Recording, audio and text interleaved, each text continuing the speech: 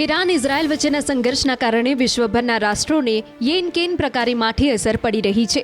ગુજરાત સહિત ભારતભરમાં અનેક સ્થળોએ અફવાઓના કારણે નાગરિકો ગેસ સિલિન્ડર મેળવવા માટે લાઈનો લગાવી રહ્યા છે અને કલાકો સુધી ગેસની બોટલ મેળવવા માટે મથામણ કરી રહ્યા છે।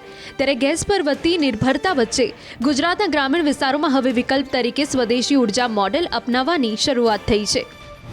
મહત્વનું છે કે દાહોદ જિલ્લાના સુખસર તાલુકાના ભીતોડી, પાટડિયા, ઘાણીખૂટ, માધવા, લખણપુર અને હડમત ગામોમાં વાગધારા સંસ્થાના માર્ગદર્શન હેઠળ 6 આદિવાસી પરિવારો દ્વારા પોતાના ઘરોમાં બાયોગેસ પ્લાન્ટ સ્થાપિત કરવામાં આવ્યા છે। આ પ્લાન્ટ દ્વારા ઉત્પન્ન થતો ગેસ સીધો રસોઈ માટે ઉપયોગમાં લેવાઈ રહ્યો છે। બાયોગેસ પ્લાન્ટ સ્થાપિત થતાં હવે આ પરિવારોને એલપીજી ગેસ સિલિન્ડર પર નિર્ભર રહેવાની જરૂરિયાત ઓછી થઈ ગઈ છે। ખાસ કરીને ગેસની અછત કે વધતા ભાવ વચ્ચે આ એક સસ્તું અને વિશ્વસનીય વિકલ્પ સાબિત થઈ રહ્યું છે। એક સમય હતો જ્યારે આ ગામોના લોકો રોજ ખેતરમાં અને જંગલમાં જઈને લાકડું લાવી રસોઈ બનાવતા હતા, જેના કારણે સમય અને મહેનત બંને ખર્ચાતા હતા। હવે બાયોગેસ પ્લાન્ટના ઉપયોગથી આ સમસ્યા લગભગ દૂર થઈ ગઈ છે અને ઘરમાં સરળતાથી રસોઈ તૈયાર થઈ રહી છે। તો ગેસની બોટલ માટે પણ દોડધામ કરવાથી નાગરિકોને મુક્તિ મળી છે।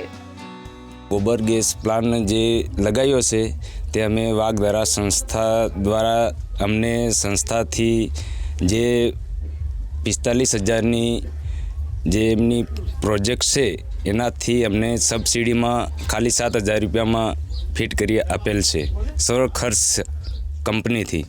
અને જે અમે અહીંયા બાયોગેસ લગાવ્યો છે એનાથી અમે છાણ દરરોજના સવાર અને સાંજ 2 ટાઈમનો 20 કિલો ગોબર નાખીએ છીએ અને આખા ઘરના અમે 7 સભ્યોનું અમે જમવાનું અથવા કોઈક મહેમાન આવે એમના માટે ચા બી 3 થી 4 વાર ટાઈમની બની શકે છે।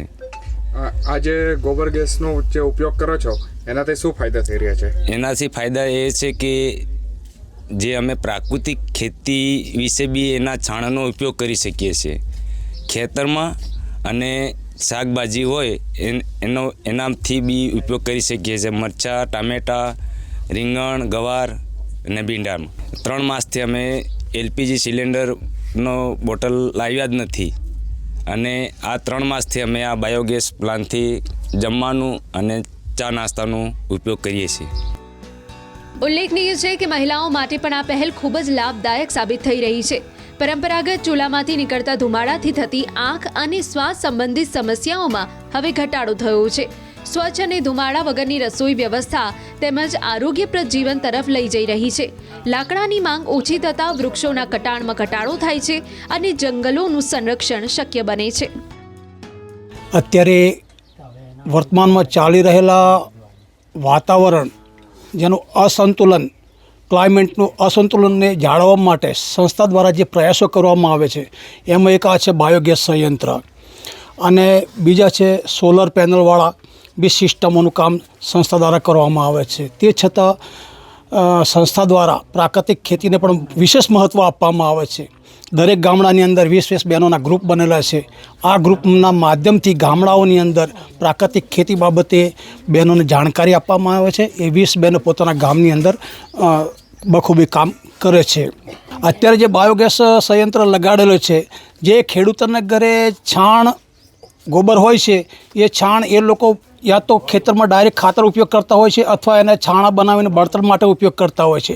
આ ગેસ લગાડવાથી એમના ગોબરનો સદુપયોગ થાય છે। ગેસનો છાણમાંથી ગેસ બી મળે છે અને છાણમાંથી છાણનું ખાતર બી મળે છે। જે છાણનું વર્તમાનમાં લીલું છાણ જો ઉપયોગ કરીએ તો યુરિયાનું કામ કરે છે અને સુકાયા પછી જમીનમાં વાવેતર કરીએ તો ડીએપીનું કામ કરે છે, જેથી વધતા જતા બીમારીઓ જેવા કે ડાયાબિટીસ છે, થાઇરોઇડ છે, કેન્સર જેવી બીમારીઓને પહોંચી વળવા માટે આ એક કારાગર ઉપાય છે।